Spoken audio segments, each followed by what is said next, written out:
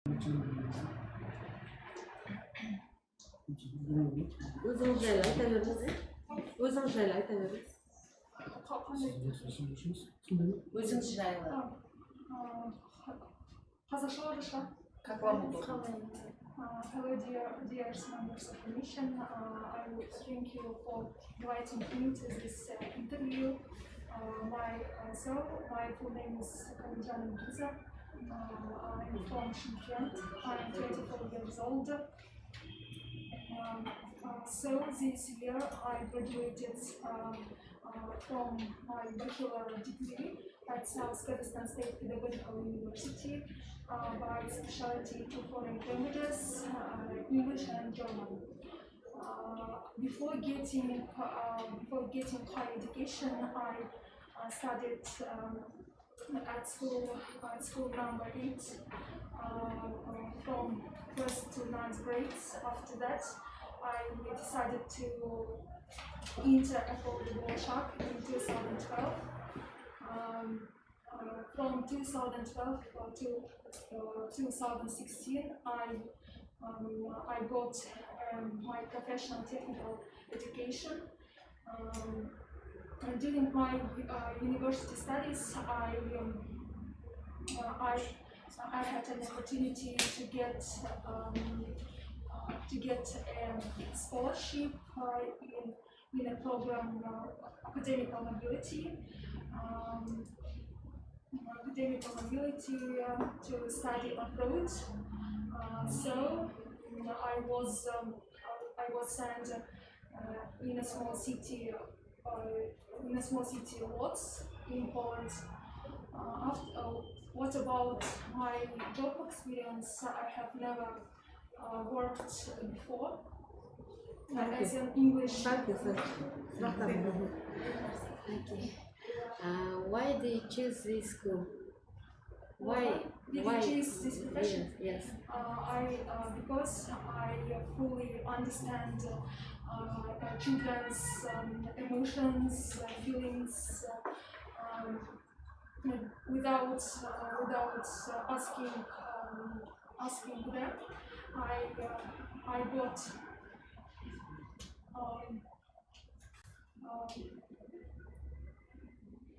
I got a forming to communication with young kids. I love teaching.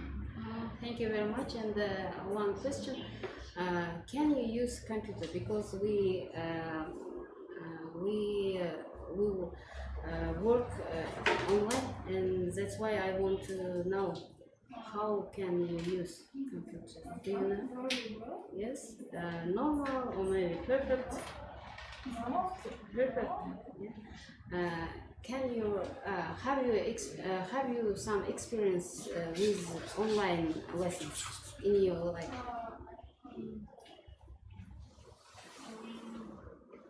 Yes or no? Only. Yes. Yes. Simple. Okay. What else?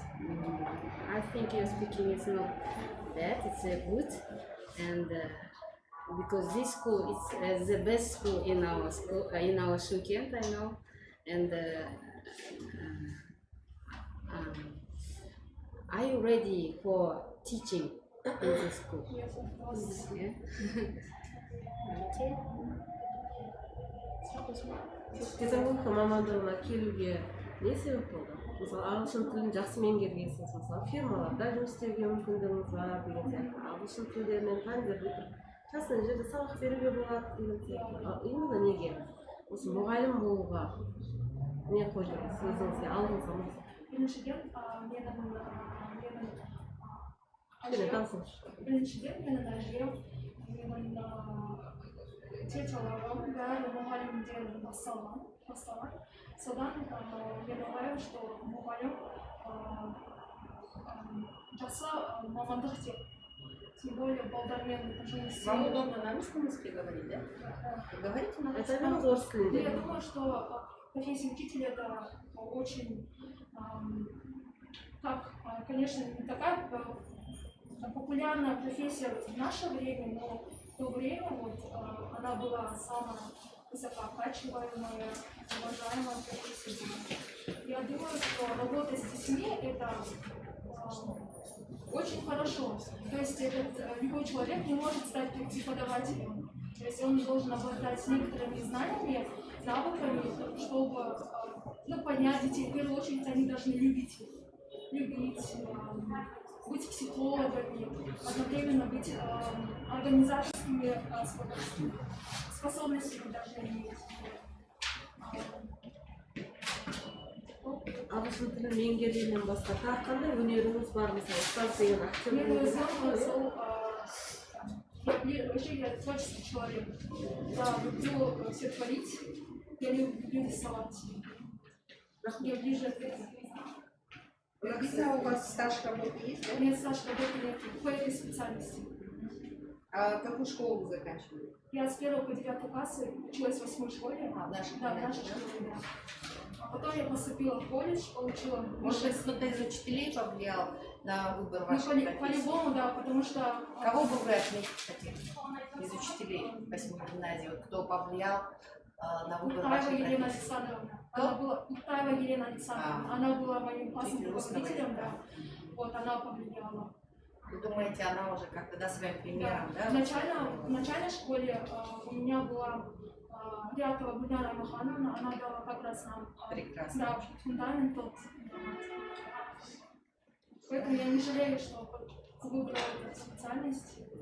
Как вы думаете, в чем сейчас состоит миссия школы? Каким должен быть ученик, выпускник нашей гимназии, допустим? Вам легче будет ответить на этот вопрос, так как вы сами, да, являетесь выпускницей нашей гимназии. Вот в чем миссия школы? Каким должен быть выпускник? Выпускник Да. в первую очередь, окончивший эту школу, он должен обладать знаниями 3 языков, это английский, казахский и русский, иметь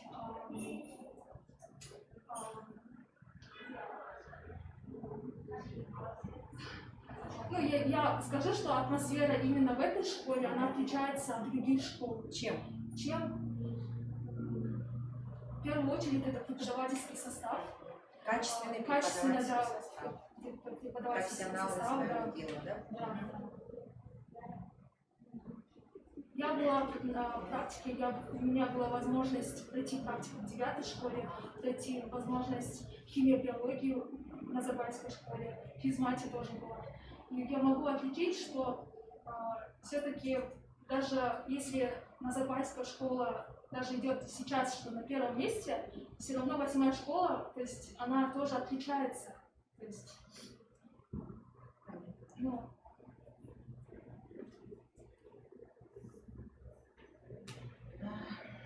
Так, Великиза, ну вы, я смотрю, молодой специалист, да, у нас?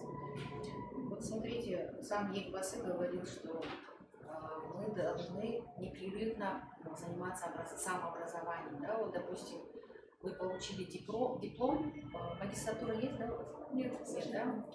Вы планируете, да, обучаться? в будущем можно. Да, и вот, допустим, вы получили, сейчас у нас время диктует свои правила, вы получили диплом, некоторые люди вот получают этот диплом, 5 лет обучаются и всю жизнь сидят с этим дипломом. Сейчас время, век информационных технологий, через 5 лет ваш диплом уже будет недействительным, по факту, да? То есть вы должны постоянно, вот как вы собираетесь, вот ваше видение, как вы собираетесь заниматься самообразованием?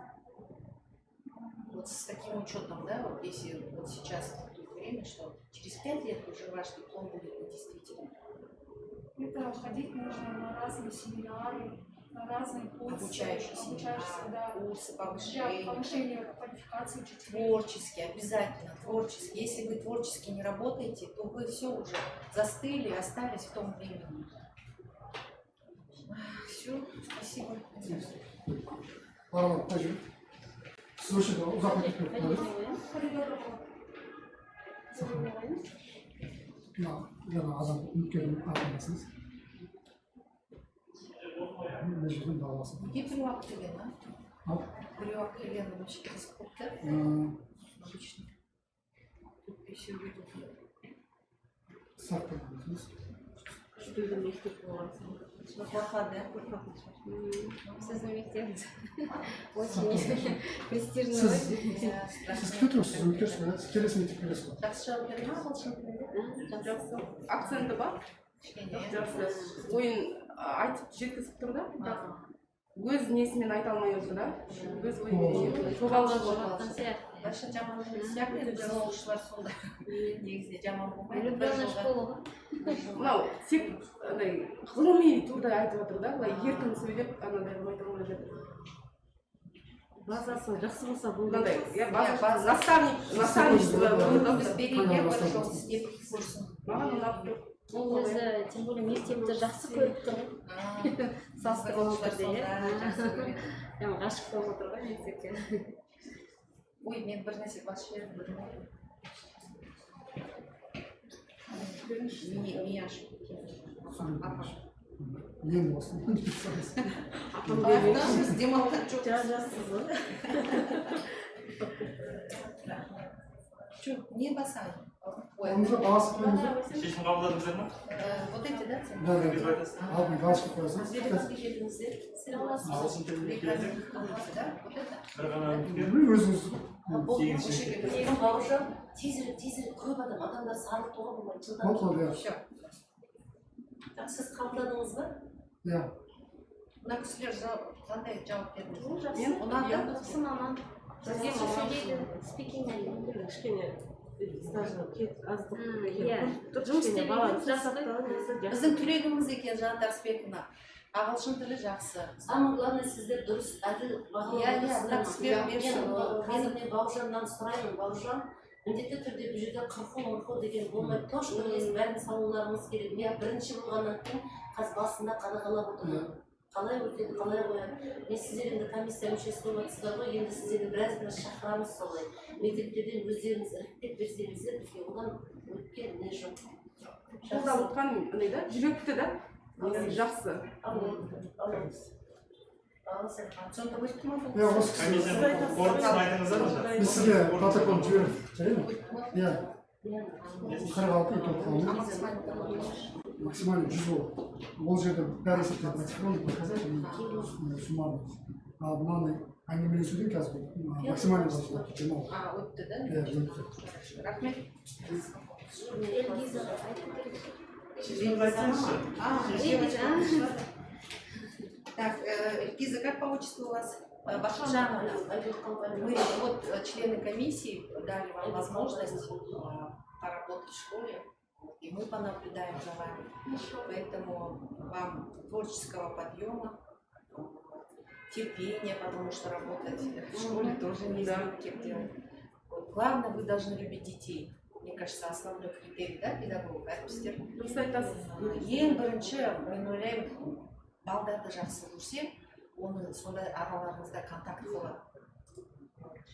Сондықтан мен ойлаймын, бүгін комиссия мүшелерін сіз ұятқа қалдырмайтын шығар деп ойлап отырмын. Сізге тартып отыр, мүмкіндік беріп отыр.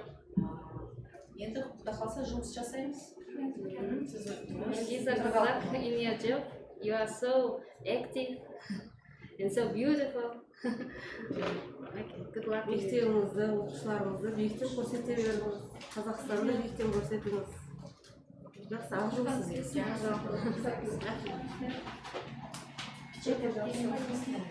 Сізге мен электронды жіберіп тұрмын. Сіз қазір шықпайды ғой, сосын жіберіп тұрмын.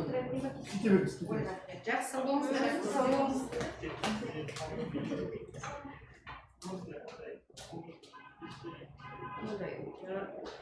Сіздер сұрақ қоймай, информатиктер оқытып қойды ғой сұрақты. Қойсаңыз жақсы қою керек сұрақты. Сұрақ қоймасаңыз Видишь, ол шақырмауына үндемей ағылшын керек. Шақырмақ қойсын. Жоқ, әкім айтты ғой. Келіп жүргеніңдердің бәріне премия ма бір нәрсе беріңіз деп. Меніңше жұмысым мына жерден сложно. Қай мектептен келдіңіз? 31-де. 19-да. Екеуіңіз ағылшынша әңгімені жібердіңіз ғой, не айттыңыз? ол бірақ жақсы айтты, мен балдарды жақсы көремін, сол үшін таңдадым деді. жоқ мынандай да Не, бірақ жаттандылықта мен соған андай жаттамаған енді. только менде мынандай бар, менде впереди мынандай мақсат бар, менде и соны сізге қайтадан соны қайталап айтып жоқ сол үшін сондай жаттан нәрсе айтып жатыр сіздер кәдімгідей басқамыз бар өздеріңізге ағылшынның түп тереңдігін жақсы екендігін білу үшін болады іліп алатын жер ше сондай енді қойыңыздар Bu yüzden kamera çekiyor başta. Anladınız mı? әнге байланысты ғой Негізі енді кеңес қой онда. біреу бір келмесе Азаннан бері отырсың.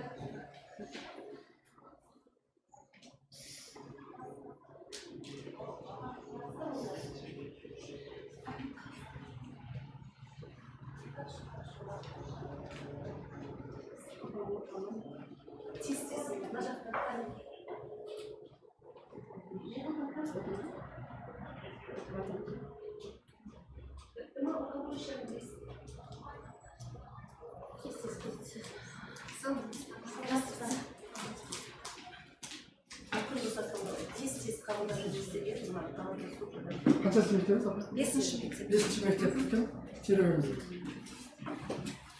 Biz bunundayız. Vakıtını da aldınız mı? Мынау менікі.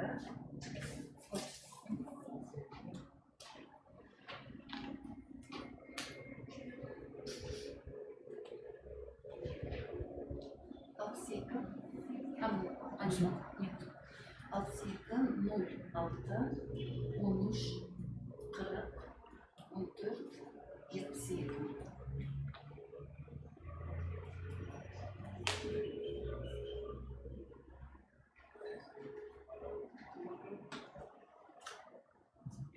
Kırma. Ha, işte. Mükemmel kızınız. Sen göster.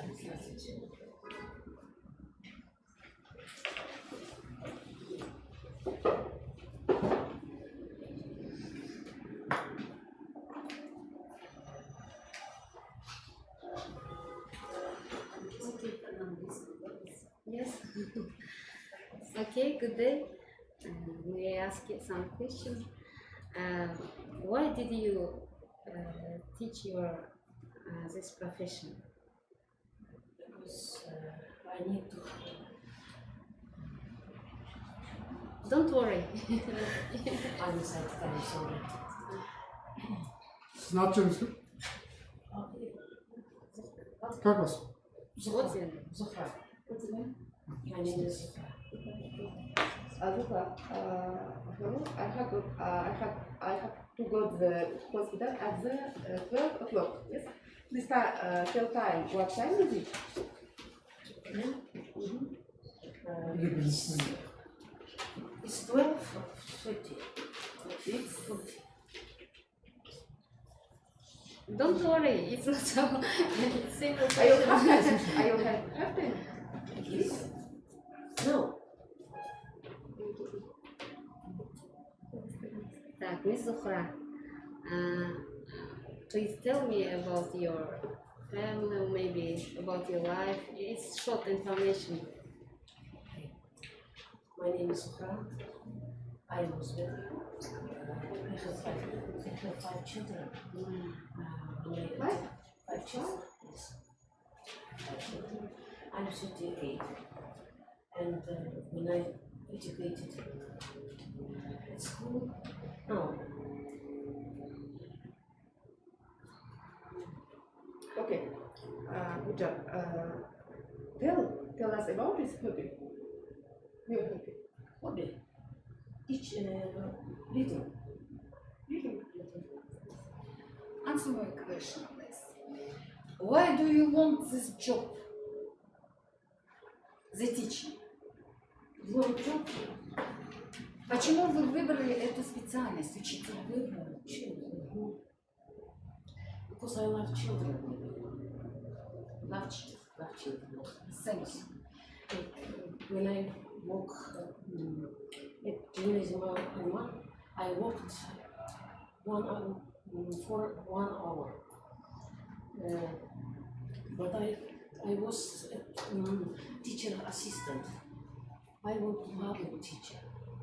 Но вы учителем не работали, да? Нет, Стажа нет, у вас ну, нет. Teacher assistant.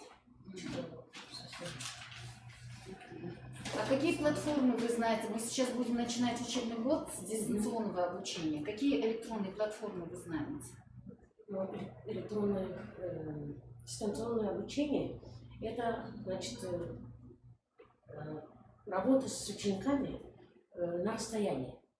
И нам очень помогает в нашем именно государстве, ну, в Казахстане.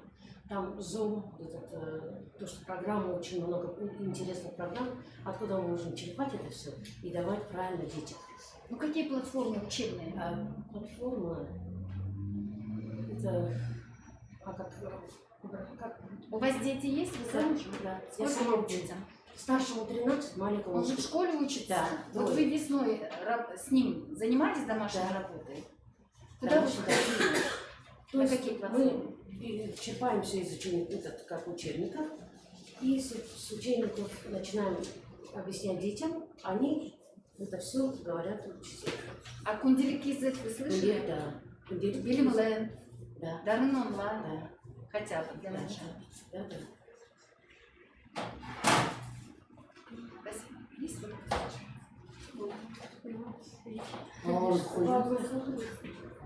Ал Ладно, сразу сұрақтарыңызды сақтап сосын астына түсіп таңдау бересіз. Bir kısa. Тез істейміз ба? Қалай? Сырттарынан көріңіз.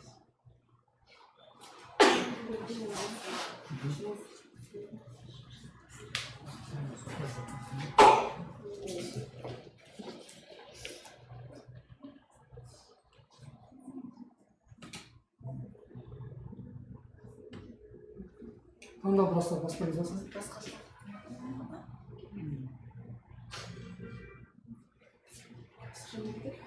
Уважаемые комиссии, полностью платформа работает, поэтому вопросы задаваться получше нормально и ярче, чтобы они ответили четко, хорошо. А то сервис на вас на хорошо. Здесь сұрақтарыңыз еркін, здесь ошибок вопростарыңыз өте Биыл ғана ма бұл жерде Қатты қол алжамыз. Сол ғой, вообще мне всегда так.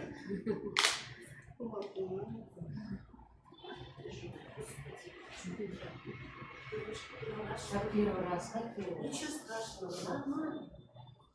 Я вчера только уволилась с потому что я хотела быть учительницей. А там как молния, туда бегает, то сюда бегает, то Согласна, это хорошо, поэтому вам надо вообще спокойно. И в Да, этом мне потому тоже что сказали. еще раз приходите, это ничего страшного. Только у нас начинается, только, потому что директора никогда не выходят на работу. Столько у нас свободного места, тем более английский язык для нас. Проблем нет. Если в этот раз не получилось, в следующий раз. Я сама вот сижу, вот хочу полностью посмотреть, где что, как, правильно ли проектную, нормально ли я выступаю, или ненормально.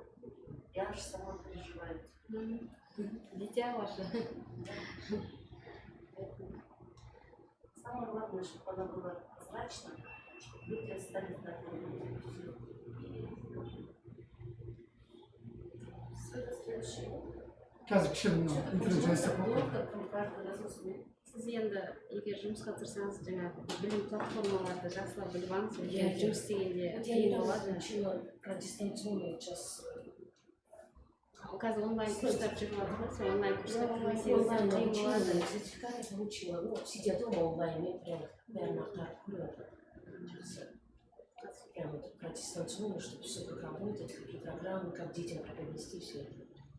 Can you use computer? Вот на ноутбуке. интернет қайтадан жайыстап қалады да. Интернет не алады. Бұл кісілер бәрі алып берді. А вы С первой школы. Вот с первой. Из-за мозг, наверное, плохо слышно. Танып отырмын да. Интернет жоқ болған жағдайда бумажный вариант ойлап көрді. Зачем же? осы үміткерді сіз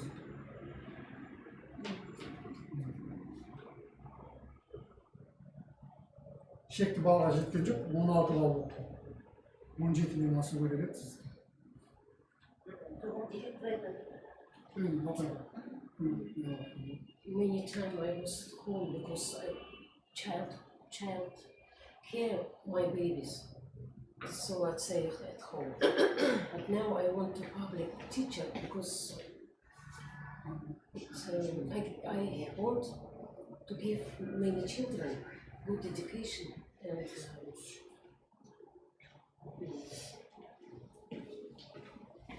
I like distance. I like distance.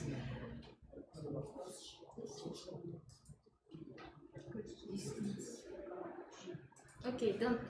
Good luck in the future. You are so. үйге Thank барып you. Don't.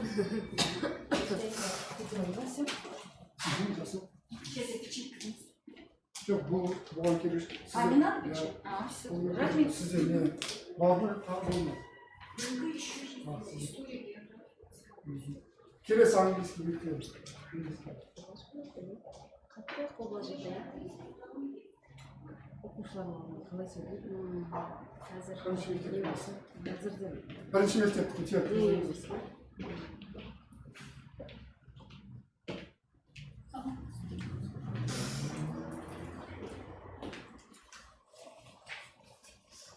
Кім? Сіздікі. Өзіңіздің алтын тауып кетіңіз. бесінші мектеп. Бір деген жоқ па? Бірінші мектеп. Ойбай. Беске екеу. бірінші мектепке 5 адам керек екен. Кіре берсінші. 5 адам.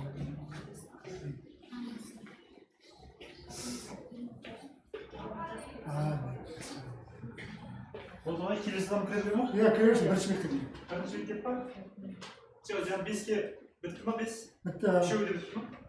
Нет, беске там. Тағы бір вакансиясы бар, 5-тің, иә? 5-те бар ма? 5-те? Онда күте тұрсын Кім онда. кіреді? Бірінші мектептің кіре берсін онда. Қанша жағында 5?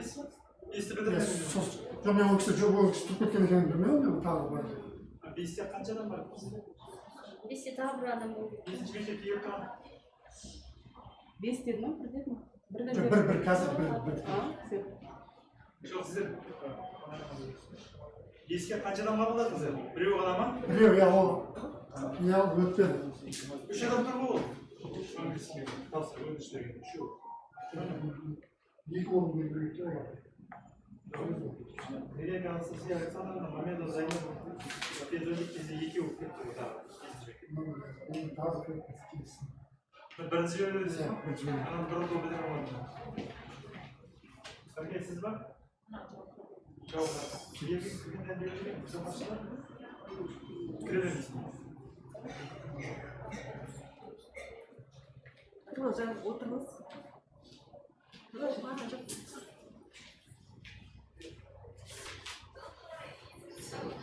Өзіңіздің дағы аты жөніңіз, қай жерде оқыдыңыз, қай тілді ыңғайлы өзіңізге сол тілде сөйлейді. Мен бәрібір жоқпын. Кім? Бәрібір жоқпын. Осы Шымкенттегі оңтүстік Қазақстан педагогикалық институтын бітірдім. Былтыр бітірдім. Бір жыл бойы жекеменшік курстарда жұмыс істедім. Енді биыл мемлекеттік мекемеде жұмыс істедім. Ұсыныс тастадым. Мұғалім болуға, педагог болуға дайынсыз ба? Не себептен ұстаз болғыңыз келді? Неге таңдадыңыз осы мамандықты?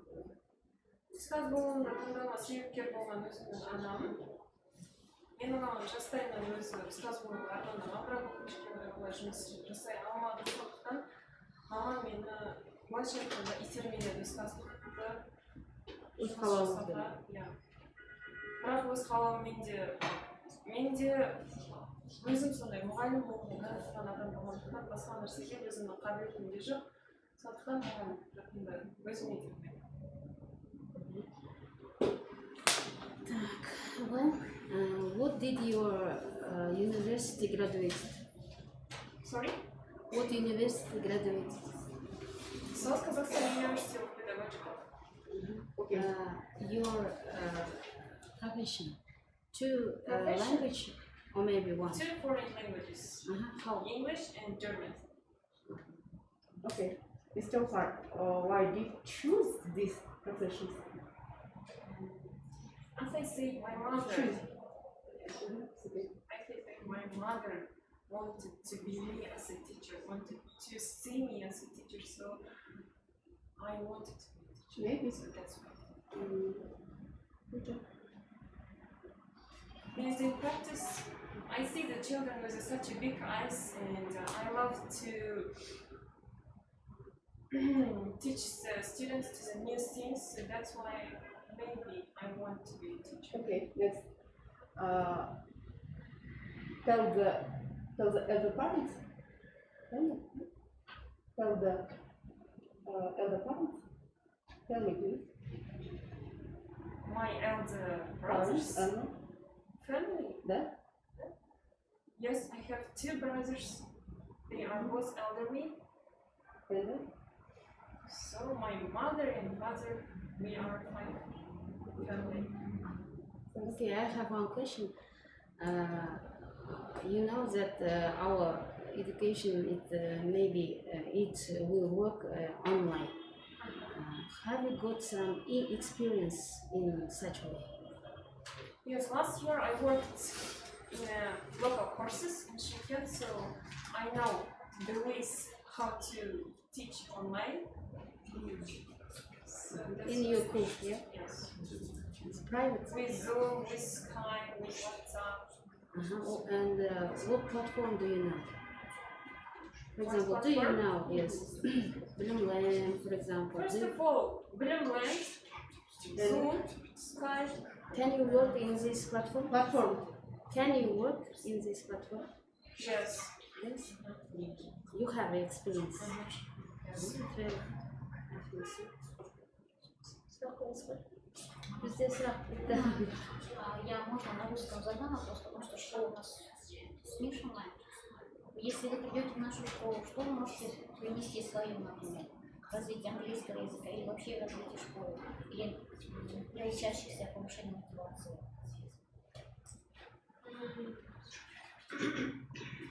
В школе надо развивать, наверное, для английского учеников слушания и говорение на английском, правописание работы. Так что я предлагаю в школу новые технологии. Одну хотя бы приведите, как, например, тактику говорения, как бы вы, как Вот, бы например, на каждом уроке надо сделать самому учителю, надо презентацию и там включать видео, естественно, и на английском вместе с субтитрами, чтобы ученики понимали, или же дать им листок, те слова, которые есть на видео, и это будет, они более будут эффективно, знать, да, что там происходит, и там есть слова с переводами, новые слова. Все, спасибо большое. Bağlamızı sizi kavram türüyorlar, sizi bağlamızı. Bağlam aslında tam da biraz koyduğunuz. Hacı. Siz şahit kesinlikle. Kesinlikle. Вот так, asla uzak etmeniz. Tamam.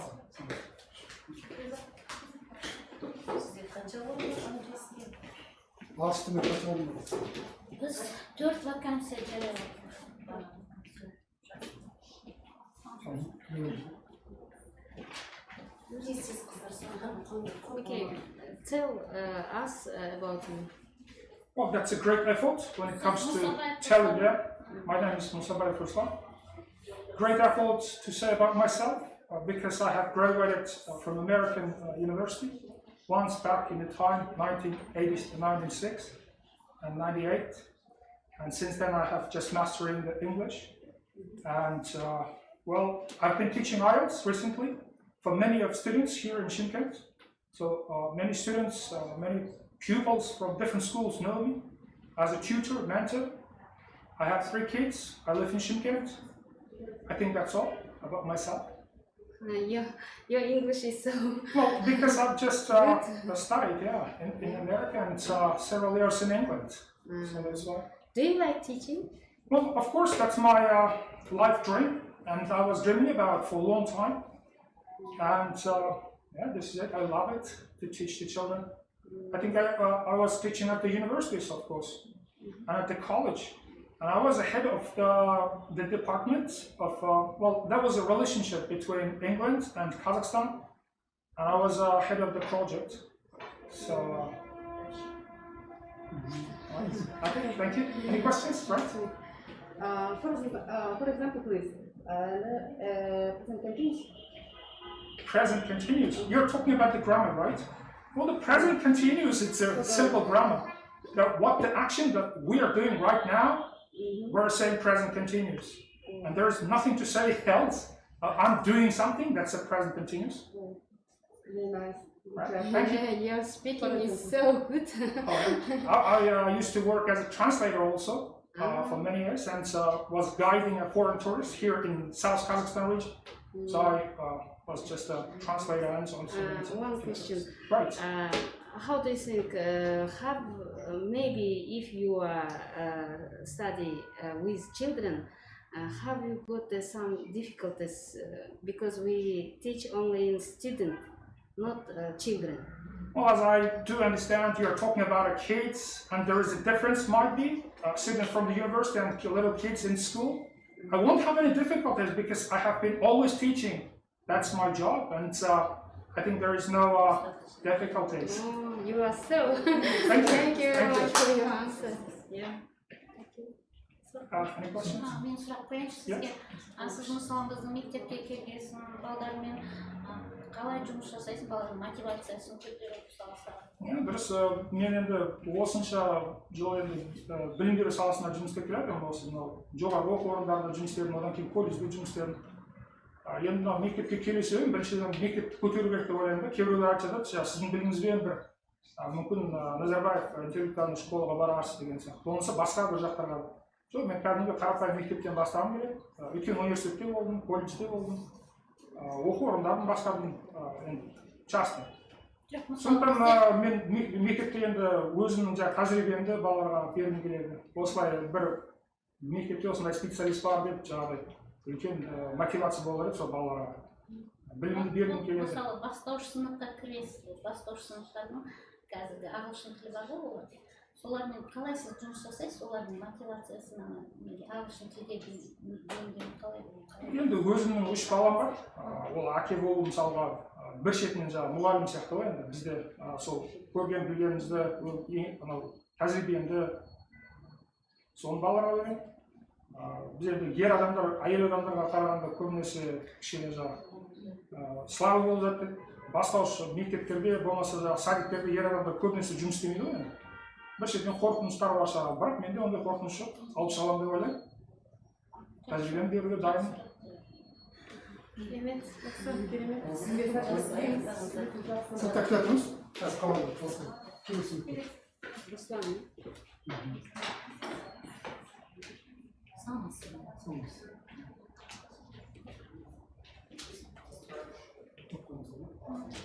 Есіміңіз кім? Болат Гүлмира Сандыбайқызы. Өзіңіз туралы Қазақша ма? қай тіл ыңғайлысыз? Маған үш тілде де айта беру ыңғайлы. Қазақ тілі де ағылшын тілі. Өзімнің мамандығым бойынша ағылшын тілі. I'm a teacher of English. I've been working at school gymnasium Arman for 10 years. Now I'm going to change my work to gymnasium number 1, to state school. So I have 3 children, 1 daughter, 2 sons. I'm married. So my aim is to teach children English. I live in a house in Shymkent. So what can I say? What else? You can ask me questions. Okay, I have one question. Do you have some information about the platform? Of course. Because we are teaching online, that's why we must know about it. Yes. Last year we've been working on online, so we've used a classroom platform and WhatsApp, sometimes Zoom. We used Bilimland, sometimes we used them. But best of all, I liked classroom because it doesn't take memory of our mobile phone. So WhatsApp is also okay. I know this one. We can work on Instagram or Facebook too. Have you some experience in Bilimland or maybe Darren online? So Darren, I didn't work in Darren, but in Bilimland I have some experience. We use we don't have English there, but we can take videos, some ready-made videos. We can take In Bilimland? Yes. Okay. What's the name? Gulmira. Miss Gulmira, tell us about your hobby. Hobby. From my childhood, I like listening to music and drawing pictures, and I like watching TV. Now I don't have time, but I like sport too. Running, athletics. Менде сұрақ жоқ, осы кісінің ашық сабағына барған едім, Тайман гимназия, содан білемін да, содан Сабағынан бәрі Ұстазда тағы да қандай қабілеттер болу керек деп ойлайсыз? Ұстаз ең біріншіден баланы жақсы көре біледі деп ойлаймын. Мамандығын жақсы көре біледі деп ойлаймын. Балаларды постоянно сен отыр тыныш, сен анан қарама десең, ол сен тыңдамаудан мүмкін. Ойынмен алда тұрады, мысалы түрлі наглядность дейді, қазақша сондайлар қолдана отырып, көрнекіліктер пайдалана отырып, қызықтыра беру да баланы. Егер мен өзімнің сабағымда көбінесе андай поощрение дейді орысша, сондайларды көп пайдаланамын да, ал мақтаулар, кей кезде бірақ баланы төмендетуге де болмайды. Сен жаман оқисың, сен жаңағыдай дұрыс істемедің деп. Бірақ постоянно ойната беруге де болмайды енді. Қанша жыл еңбек өтіліңіз? Негізі 14 жыл. Қазір жұмыс істеп жатырмын. Педагогика саласында. Мен педагогикада 17 жыл декретте отырғанмын. Барайын ба? Иә, барыңыздар.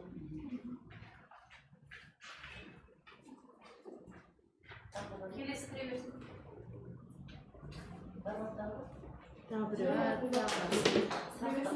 Жақсы болса, тезірек саламатсыздар.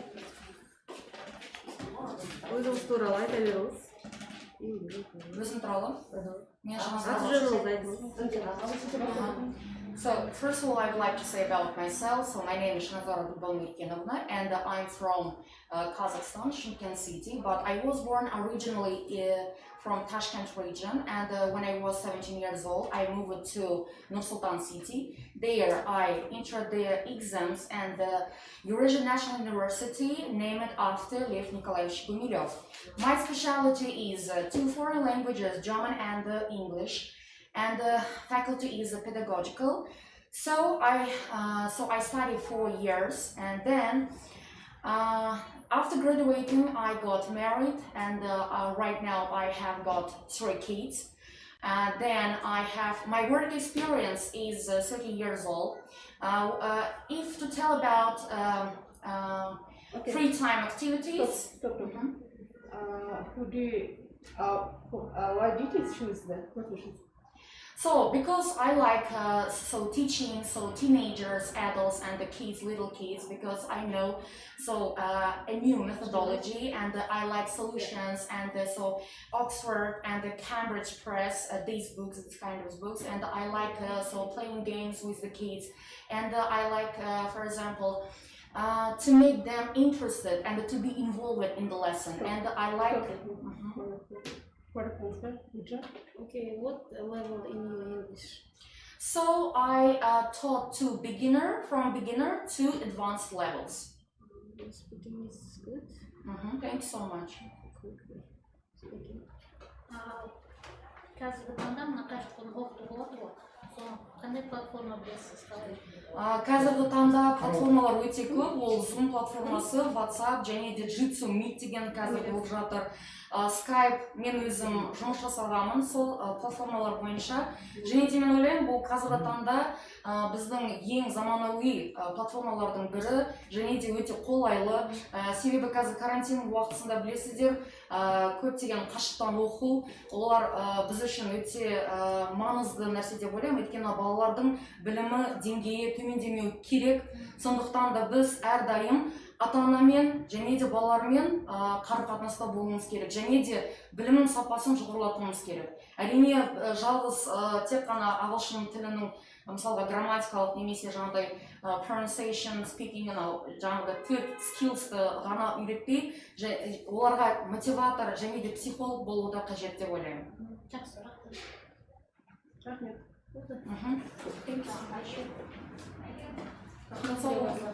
Сәттілік сізге. Әйгерім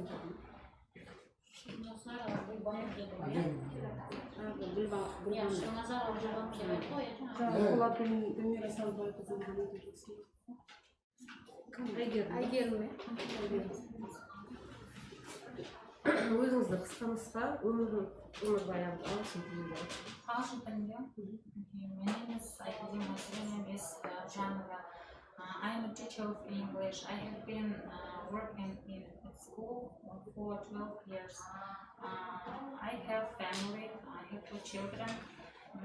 Now I am not working at school because of my children. I like my profession. I really like teaching English. I want to make all my best in this profession. Okay, Miss Aygul, please tell me, what time is it? What time is it? What time is it?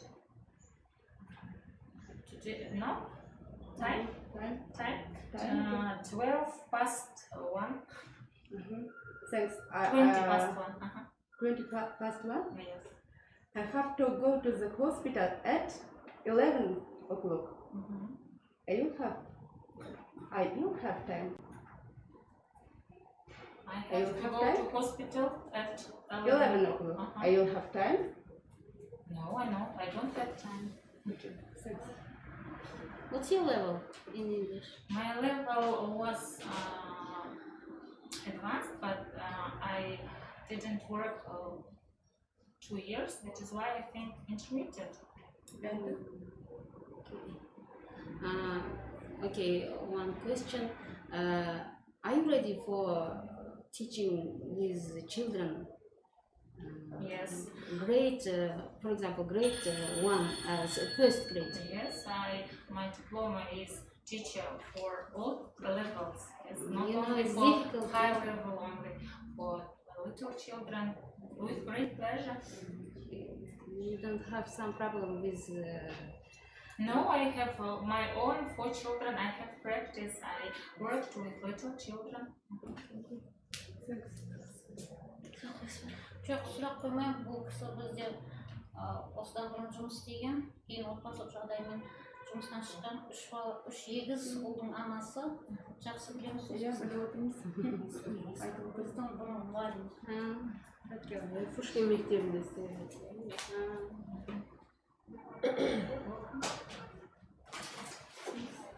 Одан кейін астына 4 таңдауды басталды. Мынаны көтеріңізші анау. Ең астына сәлден.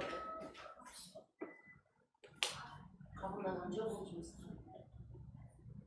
Қабылдаған жоқ ол осыдан келіп тұрған үміттермен сөйлесіп Бұл үміттерді бітті қазір. Соңына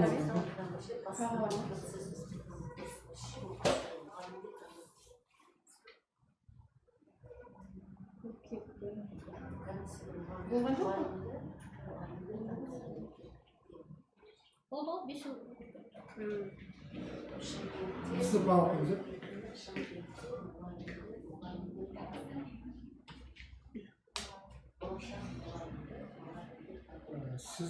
Сізде қазір шектік балдан бәрін кісіні резервке алып отырып жеңімпаз етіп біреуін таңдайсыз, қалғандар резерв бар.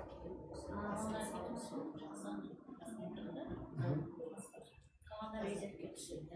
Енді қараңыз, кейін мына Еңбек резервпен ала беруге болады. Осы ғой, иә, осыны жеңімпаз.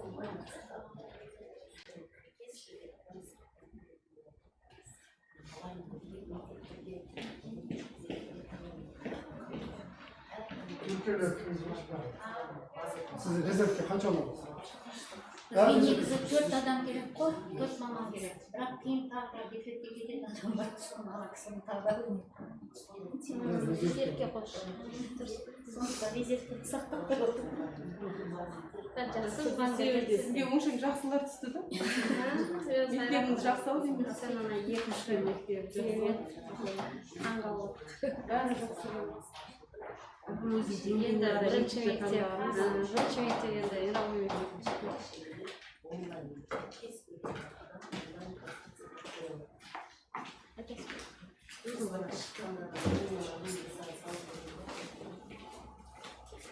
Аз құрметті әріптестер, біздің Александр Сергеевич Пушкин атындағы бірінші мектепке қош келдіңіздер.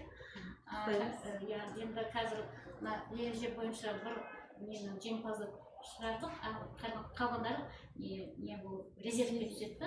Сізге қанша адам керек? Бізге негізі 4 адам керек. Ал керегін ала берсеңіз болады ғой? Екеуін алыңыз, үшеуін алыңыз. Вот қазір төртеуін уже таңдап қойдым ғой мен төртеуін. Төртеуін де таңдадыңыз? Иә, 4 адамды таңдадым. Просто ереже бойынша біреуге қалғандар резервке түседі деп. Еңбек резервке өтті, шекті балдан өтсе, еңбек резервке. Шекті балдан қанша өтті? Бәрі өтті. Бәрін ала береді ғой, онда беріңіз, алсын. Онда қайта бос орынға мұғалім дайындау керек. Шекті балдан өтсе, қанша керек ала берсін. Өйтіп ертеңін қайтып кел деп, зачем адамды аламын деп. Жас мамандар. Кім Бауыржан, мен көрдіңіз мына программамен өзіміз қарап отырып қой, өзінің бірінші басшы басқармам. Мен де қазір по ходу көріп отырмын да, қай жерде не бар өзіміздің ұсыныс. Сондықтан шекті балды алды ма, алғандардың сізге қанша керек, алыңыз. Автоматически шекті балдан өткендерді осы жерде басқа мектепке предлагать етіңіз қайдан алып. Орын таба албай кетті ғой, мысалы үшін жаңа өкініп кетті біразы. Мына жақтан шекті балдан өтіп, орын жетпей қалғанына басқа орындардың автоматты бар екенін жасап қойыңыздар, программисттер. Түсіндіңіз ба? Директорлерге осы мүмкіндік болсын, қағазбен барып қабылдауына. Сіз қанша рөл таңдай аласыз? Біз қазір мен 4 мұғалімді таңдап отырмын. Абжанова, сіз емес қой шекті балдан қанша өтті? Бәрі өтті ғой. Бәрі өтіп тұр апай, міне. Абжанова Айгерім, Полат Балаларға қайсысы жоғары болады? Абжанова Айгерім ең жоғары балл жинап тұр. Жоқ, айтсаңызшы, беріңіз. Султан. Балмен сөйлесеңізші, апай. Балмен сөйлеңіз. Сөйлейді ғой, мен таңдап тұрмын деген әңгіме емес қой. Менден құтылып отырып қой сол. Абжанова Айгерім Нұрлановна 84 ұпай, Полат Гүлмира Сандыбайқызы 64 ұпай, Мұсабаев Руслан Сапаралиевич 52 ұпай, Дарбай Жауһар Саматқызы 55 ұпай, Шырназарова Гүлбану Еркінова 54 ұпай. Қайсысы тоқталасыздар? Абжанова Айгерім Нұрлановна, Полат Гүлмира Сандыбайқызы, Дарбай Жауһар Саматқызы, Шырназарова Гүлбану Еркінова. Осы 4 үміткерді таңдап отырмын. Қайсысы сонда өтпей қалған? Мен өтпедім. Мұсабаев Руслан Сапаралиевич қазіргі таңда өтпей жатыр да, бірақ негізінде өтіп жатыр ғой. Енді біз 4 маман сұрап жатырмыз ғой. Енді бұл жігітті неге төмен балл алып жүріп ойлайсыздар, мен білгім келеді. Төмен балл алған жоқ қой апай бұл. Жоқ, шекті балдан өтіп тұр да, бұл кісінің вакансиясына 4 адам. Салыстырмалы түрде бұл жігіт неге төмен түсіп қалды? Программада Бауыржан неге түсіп Онда қателік болуы мүмкін емес, бір комиссия мүшесі төмен балл алған. Бір комиссия мүшесі төмен балл. Есепте.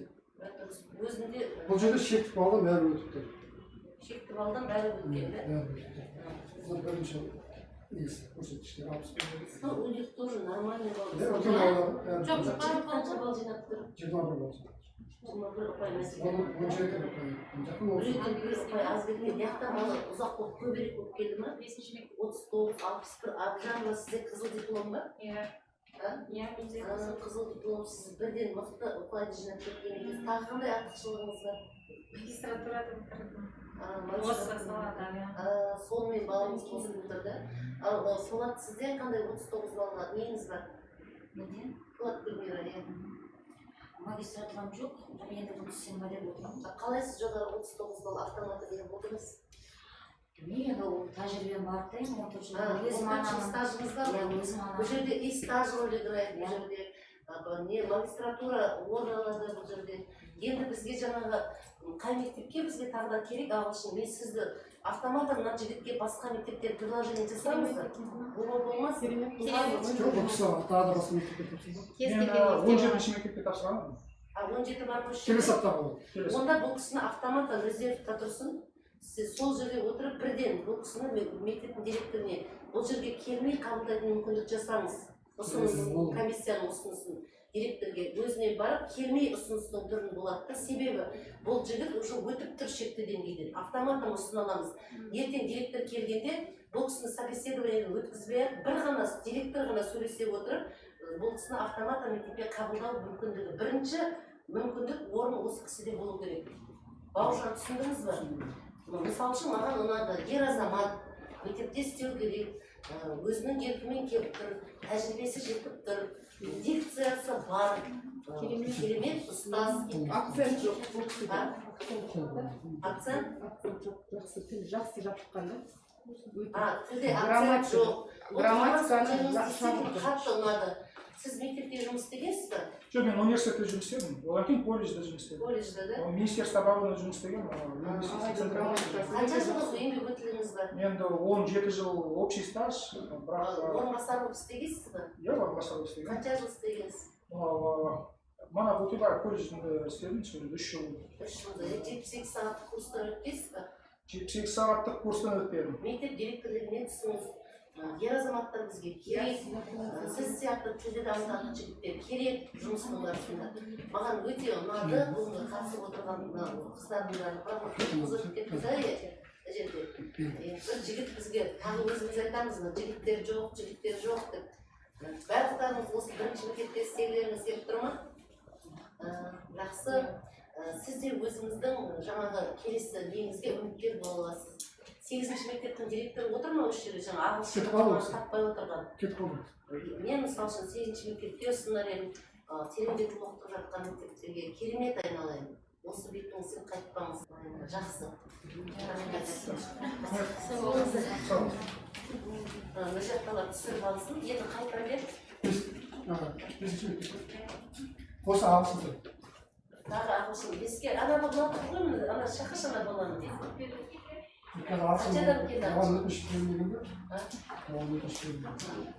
Тағы да бар ма ағылшында мектептер бар ма? Бұл кісі өзі 8-ге тағы да бар ма? Мен 8 ғана ма? Ағылшын бар ма? 8-ге келіп отырсын 27. қалғандар әлбар ма? Математика емес пе? Бес и 27 кашка? 5. Бесінші мектепте біреуі өтті, біреуі емес қой классики.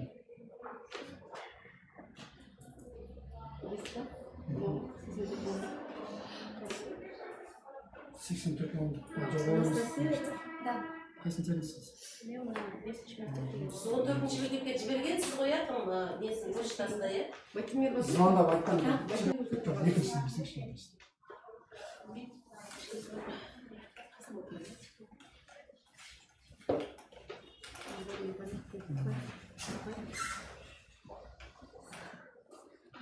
Сіз маған қайсы тересіз? Мен емес, екіншісін тересіз. 71. Okay, hello. How are you today? Fine, thank you. Okay, please tell us about your life, about your teaching life. Short information. So I was working at school number 28. Then after that I was working at the Professional Development Center about 5 years. And now I'm working. Now I'm finding work. Okay, Miss Anastasia, for example, please, in grammar present continuous. Present continuous? Should I tell? Sure. Sure, present continuous. So when we use present continuous tense, we use when action happened in, for example, in situation or in the conversation, like a moment, for example.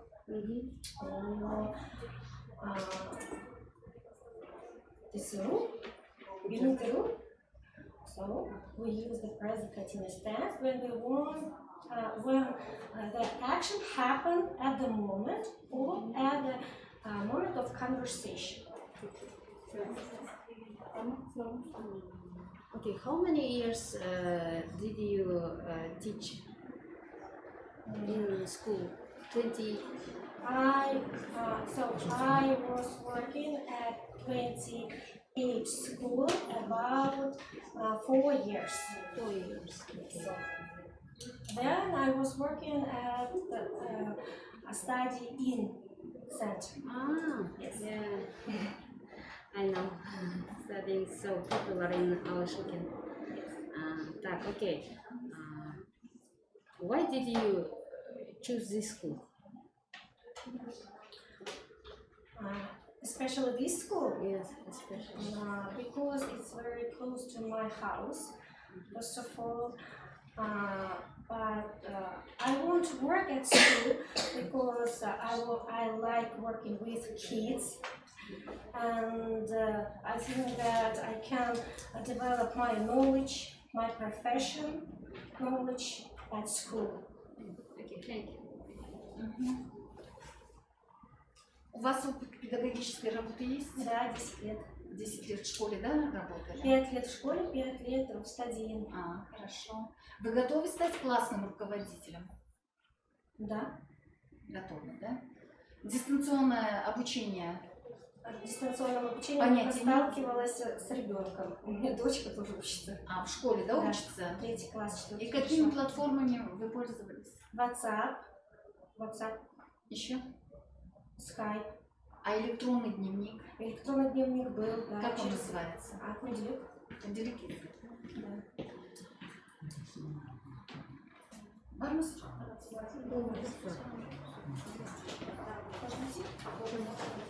Thanks.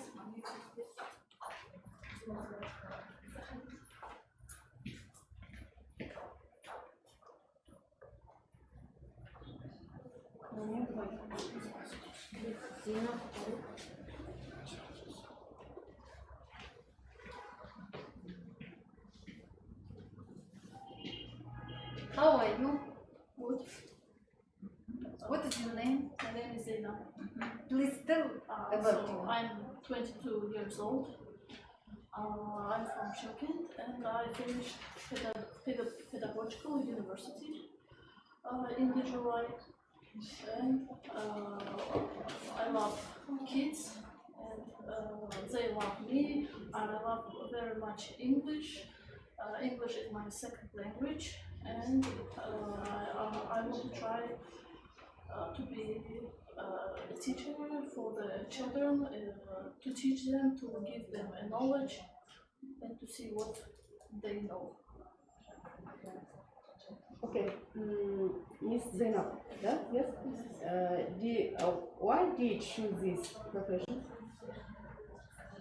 I choose this profession because I like this. I like to teach children English, and English is very popular language in our days. Everybody should know it. Вы в этом году закончили, да, университет? Да. Ага, еще раз назовите университет.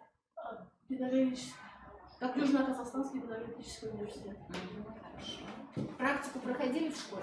Да, проходила. Какой? 9 и 23. Хорошо. Есть вопросы?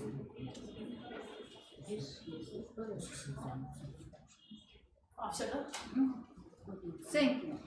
Thank you very much. Thank you. I was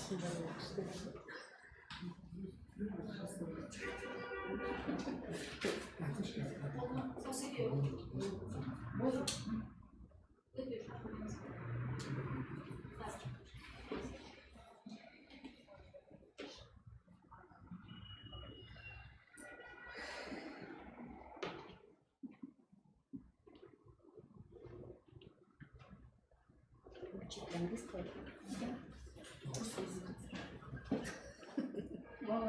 Сейчас мы так с коллегой стоим, изучаем английский язык.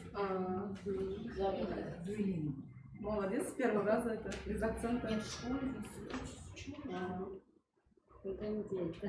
Ну, нормально. Мимика, это английский, это Нормально? произношение, все нормально. Я так удивилась. английского.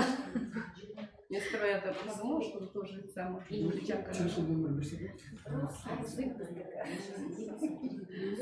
Не, просто произношение у вас такое, да? Уверенное, да? Да, нормально. Поэтому так приятно вас слушать.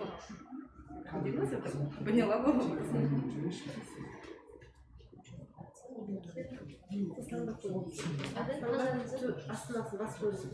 Қазір мына итог шықса, қанша Таңдауда растайсыз. Біреуіміз растамай тұрмыз ба? все должны.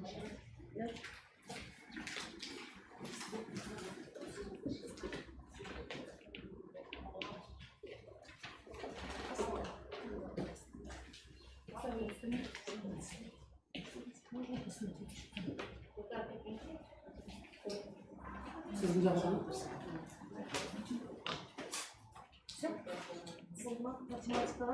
Қазір английский бітті ма? Бітті. Английский мен Протокол шығармай 22 мен 104 бар, иә? 2 мектеп бар, иә? 104 мен математика, английский бар ма сіздерде? 104. Үміткерлер барса қазір. Қазір бір минут күтіп тұрыңыз, мен жазып. Сізге кіріп көріңіздер, оқуды тыңдаңыз. Иә. Иә.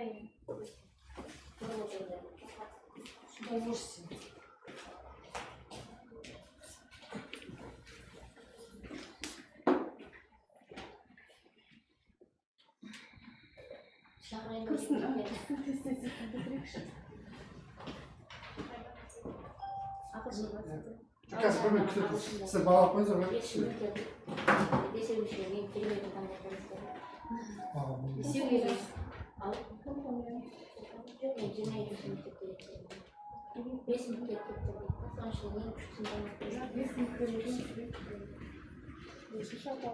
Қандай керемет. Мектебіңіз жақсы, оқушыларыңыз жақсы.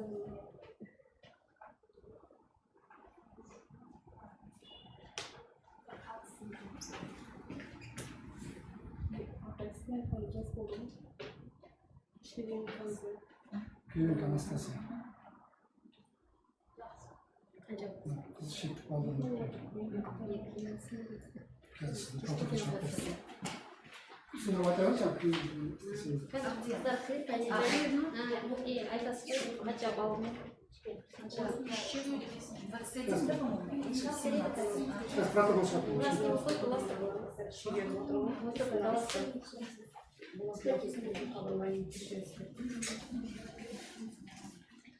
Я хочу вас поблагодарить за то, что вы пришли сегодня на конкурс.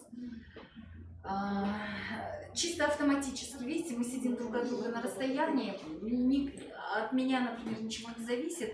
И сейчас выведут протокол. Я хочу сказать, что вот девочки Зайнаб набрала 17 баллов.